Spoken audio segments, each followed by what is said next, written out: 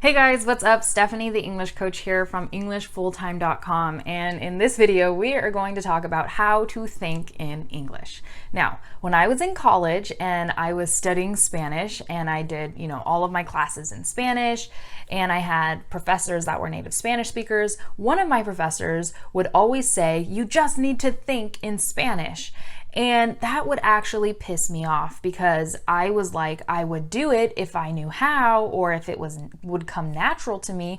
But the thing is, it didn't. It's like I would have to force myself to think in Spanish, and sometimes I would have to translate in my head, because I didn't have as much experience speaking the language. And she would just make me and the whole class feel really bad because she would just say, "You just have to force yourself to think in Spanish." And I was like, that's not what I want. I want to be able to think in Spanish the way that I think in English. I don't want to have to plan what I'm going to say before I say it. I want to just be able to open my mouth and speak Spanish, right? That's what I wanted.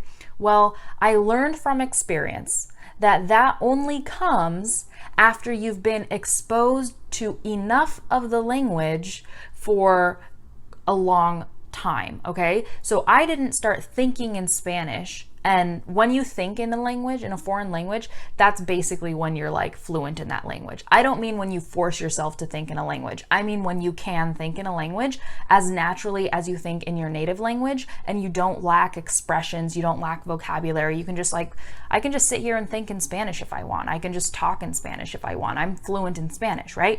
That doesn't come right away. It comes with time, and you can't force yourself to think in a language and think that is enough, that is what will get you fluent in a language. What you need is enough exposure to the language. So you want to know how to think in English? Well, you're going to achieve that by speaking in English regularly with other people, by surrounding yourself with English, by immersing yourself in English, and that is how you're going to be able to think in English. It'll come with time, and it comes gradually. So you're not going to realize it at first because you're learning, you're growing, you're learning new vocabulary, but then you realize it when you look back and go, wow, look how far I've come. Now I think in English. I didn't even realize that this happened. When did this happen? Because there isn't a moment where you cross over, okay? So obviously we can all sit there and think of vocabulary in a foreign language and force ourselves to do that,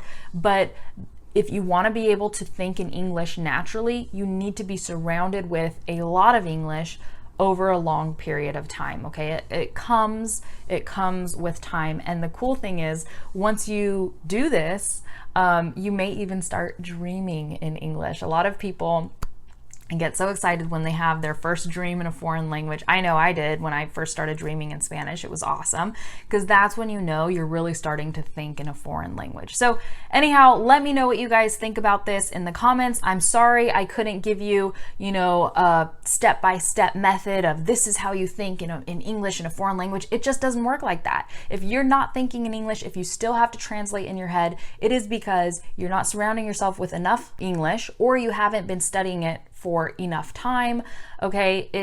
Your brain will naturally start thinking in the language that it is surrounded with. That is just how it's programmed. That's just how it works. You won't even have to think about thinking in the language. You just will, because our natural urges are to communicate, and you will have that urge to communicate in whatever language you communicate in frequently, okay? So let me know what you guys think about this in the comments, and I will see you in another video. Bye. Hey guys, thanks so much for watching this video. If you liked it, go ahead and give it a thumbs up. Make sure to subscribe too if you're new here so you get more videos from me. And also go ahead and check out the description because I often include extra tips there or resources or links to other things that I think you might find helpful. So go ahead and check that out. So for more English stuff from me, you can also go ahead and follow me on Facebook and check me out at my website, EnglishFulltime.com. All the links are in the description. Thanks again, and I'll see you guys in another video. Bye.